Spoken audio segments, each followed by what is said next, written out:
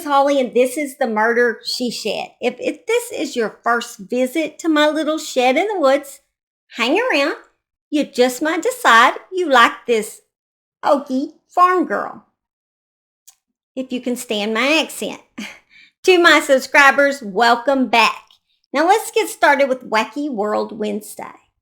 Have you ever heard of the true story of Peter Boy? This Peter Boy did not live in magical Neverland with Tinkerbell. This Peter Boy's world was quite different. It was an evil house in which he was tortured and spent much of his life in a trunk of a car if he ever left his evil home. The last time he was put in the trunk of that car, he would never be seen again. Before we start the true crime story of Peter Boy, could you just hit that like and subscribe so you don't miss out on any rarely heard true crime cases? Or at least that's what I try to do. Also, I'm going to put up a warning. This is a horrible case of child abuse. It is classified as the worst case of child abuse in Hawaii's history. So if this could be a trigger for you, then maybe you should skip out on this one, okay? Here we go. Just a few days ago was the 25th anniversary of this little boy's death. Peter Kema Jr., aka Peter Boy, was only 7 years old when he went missing sometime in the late 1997 or early part of 98. He was born to parents Peter Kema Sr. and JAYLIN Kema. When he was born in 1991, he already had two older half-siblings. However, Peter Kema Sr. was not the older sibling's dad, only Peter Boy's. Peter Sr. and JAYLIN both claimed that in late 1997, Peter had taken Peter Boy with him to Honolulu in order to search for employment. He claimed they slept in a tent at a park where other homeless people were sleeping too. And after meeting a woman at this park that was selling hats to tourists, whom he called Auntie Rose, he decided to give his son to her. Yes, he did. He claimed because he was so broke and couldn't feed Peter Boy properly. I guess apparently he could feed his other children. This is a sketch that was drawn up of what she might look like. He reported Peter Boy missing several months after he was given to Auntie Rose. The cops had to pretty much force him to report that. Here is a short clip of an interview they did while trying to find Peter Boy. As you watch this, notice all the blinking that Peter, he does like this, Peter Sr. does as he talks. Body language experts would tell you this is a prime example of lying. But I'm not doing it right now. I might look like I'm lying. Yeah. Now I'm going to be like self-conscious and I am actually blinking constantly. So if I do it, I'm not lying, I promise. Anyway, as you watch this clip, notice all the blinking that he does as he talks. According to experts, liars rarely blink while actually telling the lie. But right after they tell a lie, their blinking speeds increase up to 8 times faster. Listen when he says, as far as I know, I did not kill him. Who says that? And then JAYLIN starts crying. Let's listen for a minute. To find her. Nobody, what do you think of that? I'm kind of afraid. Yeah, I'm afraid. I'm wondering how come my auntie doesn't want to surrender him with the police or somebody close or bring him back. Because it's very hard on us right now. Emotionally, physically, can't sleep, can't eat. It's very hard. Now, since they just took away the other 3 remaining children, it's like double the pressure. But my focus is trying to find my son right now.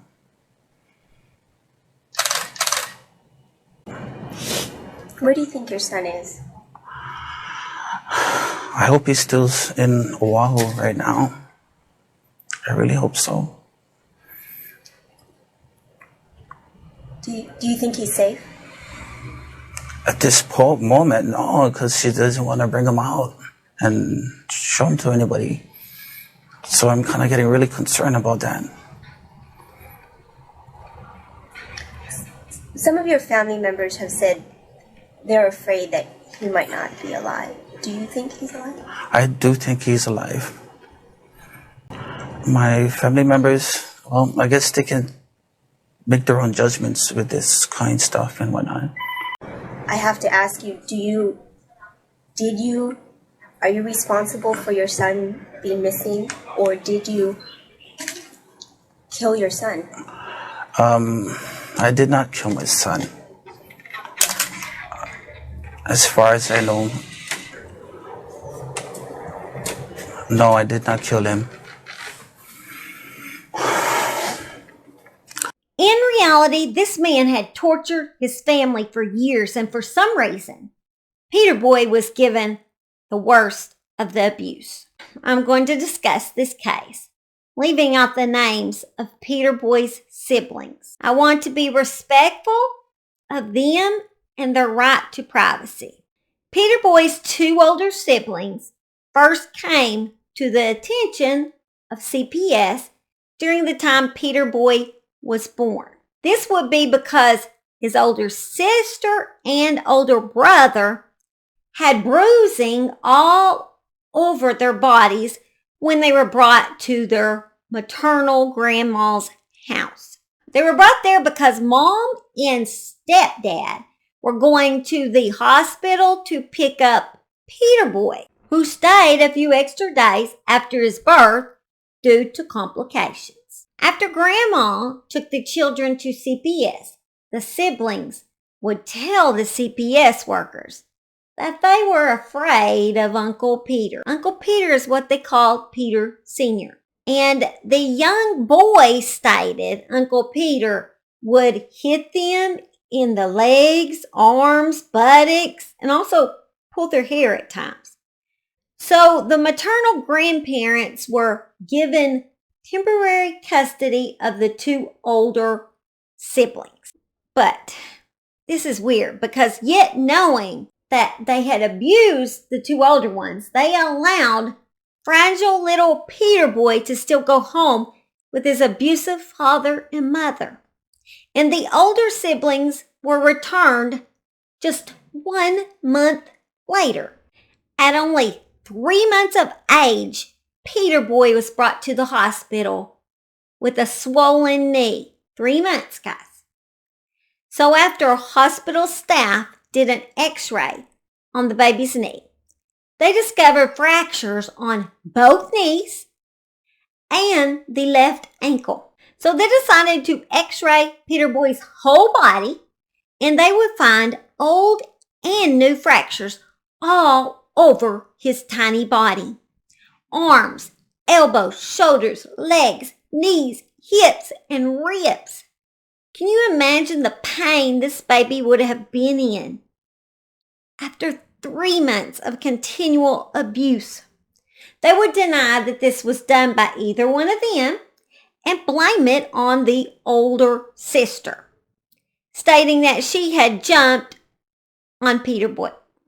Well, fortunately, the parents would not be believed, and they received 4 happy years living with their grandparents before their true nightmares began.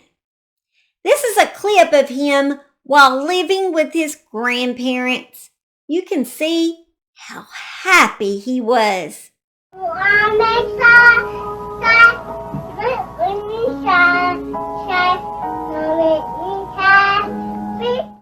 So sad. Well, JAYLIN ended up getting pregnant again and had a baby girl in March of 93 because the couple were doing so well at caring for their new little girl.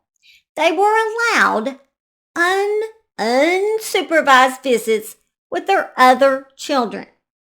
Then Peter Boy was brought back to live full time with his parents in July of 94. And the other two were returned in June of 95. The new baby girl was their favorite.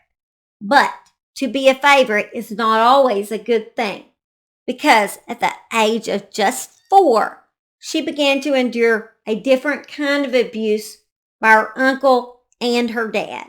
Don't want to go into great details about that. Peter Boy often had to eat with the dogs outside, and he literally had to eat off the ground with the dogs. So he was always super excited when he would get to eat a meal inside with the family. Even when he was inside eating, he still could not sit at the table. He still was fed from the floor. One of the siblings recalled a night when they were going to eat beef curry, and Peter Sr. came in drunk. He came home and started throwing his wife, JAYLIN, around, beating on her, pretty much hitting her in the face and stomach. Then he punched the beef curry off the stove, and it poured out everywhere and made the floor super slick. Peter Boy was so hungry because he hadn't even eaten in a few days. He hadn't been allowed to. And he was slipping and sliding all over the floor, trying to get away from his dad, who was beating him. But the curry was so slick, he couldn't get away fast enough. Then he grabbed Peter Boy up and threw him through the front screen door. And when he landed outside, he ended up hitting his head on a sharp rock, causing blood to gush everywhere. There were nights where he was chained up to his sister's bedpost, so he couldn't steal food, guys. They accused him of stealing because he is so hungry. One night, as he was sitting in the dark, chained to his sister's bed, she heard him quietly say, "I wish I wasn't here." Sometimes when he slept outside at night, his oldest sister would be forced to as well. They were not allowed a blanket or a pillow, so they would crawl back under the house to try to stay warm. One night, their parents chunked a can of food out the door for supper, a literal can, and it was not open. And they said, "Eat that if you can." Eventually, they figured out a way to open the can and were very pleased with themselves. Actually got supper. Whenever they would go anywhere in their car, Peter Boy was always forced to ride in the trunk under piles of blankets. And when they got to their destination, he was forced to stay in the trunk until they got back home. The children could often hear Peter Boy crying softly in the trunk. On rare occasions, their father would take them to the beach. And while the children played all day out on the ocean, Peter Boy would be inside that hot trunk, his clothes wet from perspiration, and he was not allowed to move. And when Peter Sr. would put the ice chest in the trunk, if he didn't curl up in a ball fast enough, then he would get beat because his father would be upset because he had trouble getting the ice chest in the trunk. Guys, breaks your heart. Sometimes their parents would drive to McDonald's and order huge Big Macs, but only enough food for themselves. The kids would be so hungry, and if they started staring, Peter Sr. would tell them to turn around, he didn't want them staring at him while he's eating. There would be times Peter Sr. would force feed Peter Boy dog feces, and his mom would force feed him food until he vomited if they thought he was stealing or eating too much. One time, all the children were served rice with worms crawling all in it. One time, Peter Boy was tied up with chains and ropes and dumped naked into a trash can by Peter Sr. Once weekly, the children were allowed to bathe, but it would often just be with the garden hose that was outside in that cold water. One day, Peter Boy and his sister were made to run in circles outside, while Peter Sr. used them as a target practice with a BB gun. Peter Boy was hit by the BBs several times, including his injured arm. Repeatedly, their grandparents and the two older siblings' biological dad would ask to see the children. They'd call them and everything, and they would always refuse to let them see them or talk to him. They felt so frustrated by the system that was supposedly designed to help children, and yet in this instant, it did not.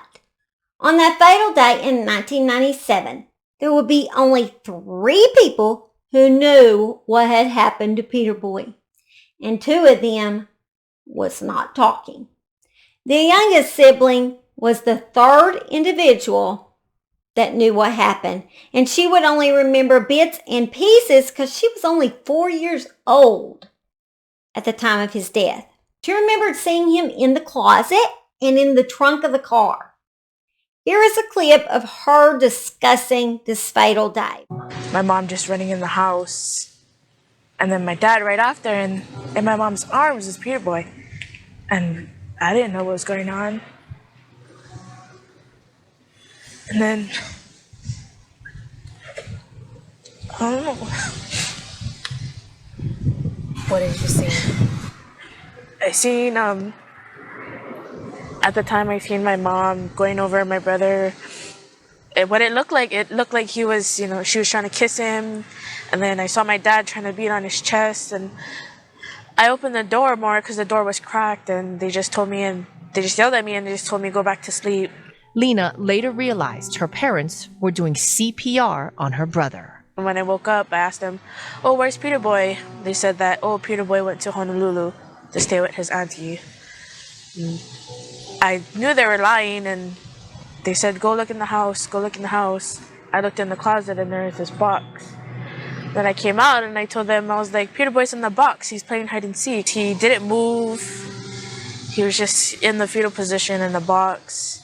It looked like he was sleeping. She doesn't know how long the box stayed in the closet before her dad took her for a drive. I remember one day going with my dad on this dirt road, and I remember him having shovels and a box. I wasn't really sure if it was the same box or not. Unfortunately, this would not be enough proof that Peter Boy's parents had murdered him.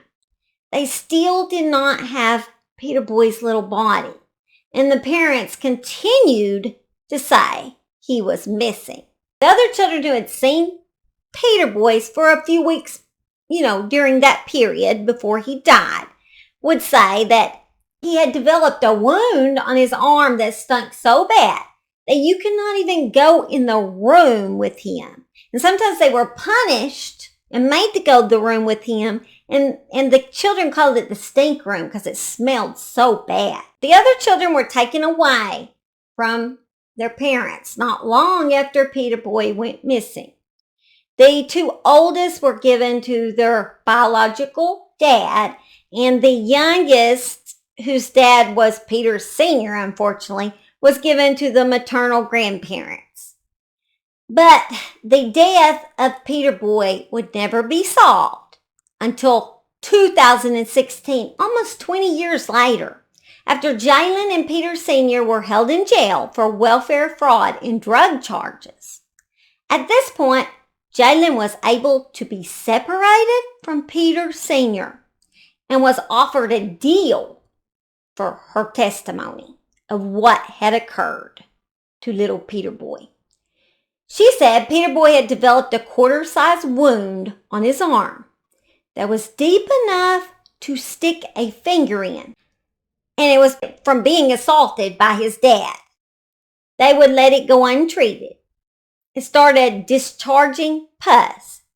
JAYLIN had started treating it with iodine and peroxide, she would say. And she said that did nothing for the poor child, who by this time was developing gangrene in his arm. Even though they had health insurance, they did not want to take Peter Boy to the hospital because they were scared they would end up in jail. They allowed him to suffer for weeks before he passed away from septic shock, which is infection in the bloodstream that had started in his wound and just spread throughout his body. His symptoms would have been a high fever, pain, clammy skin, the foul smell, difficulty breathing. He would have had these for weeks until his death. He would suffer. After dying, he was stuck into a closet. We don't even know how long. That's when the sibling would see him. And then after that, they decided to burn his body. After burning him, they picked up the fragments that had not burned and put them back into the box. Then stuck his body in the trunk. This is where the sibling would see him again. Then Peter Boy went on his last ride ever in the trunk of that car, where they took Peter Boy, the fragments that were left of his body, to the ocean and threw it in. Peter Sr.'s firstborn, the child that had been given his name, was discarded as a piece of trash. I hope somewhere in that ocean, Peter Boy has finally found Neverland and finally getting the love and peace that he never received in his short life here on earth. After her deal with authorities, JAYLIN only received 1 year in prison, but she died of renal failure in 2019. Peter Sr. took authorities to where he said he dumped Peter Boy's body, but he was never found. They had Peter Sr. take a lie detector test to know for sure that he had taken them to the correct site of the body.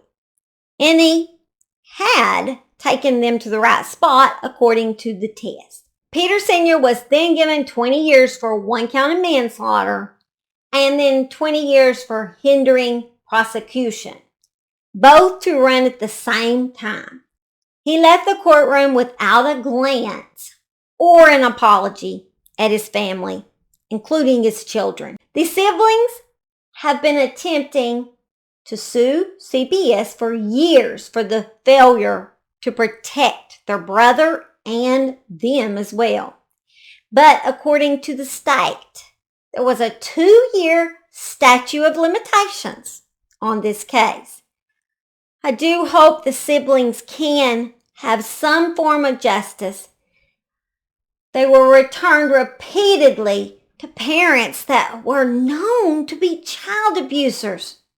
Although I know CPS does protect children in some cases, they failed when it came to these children. It's another sad case, so sorry guys. Well guys, thanks for joining me in the Murder She Shed for Wacky World Wednesday. I'm going to try to get my Suspense She Shed Sunday video up this week, maybe earlier, maybe later. But I am having a Mother's Day party at my house. I got to get ready for all that. So if I don't accomplish it by Sunday or I have it sooner, I'll just put it out wherever I have it. So I want to go ahead and tell my subscribers, Happy Mother's Day if you're a mother out there. And I hope each and every one of you have a blessed week. I love you guys and thanks for joining me and always supporting me. Bye.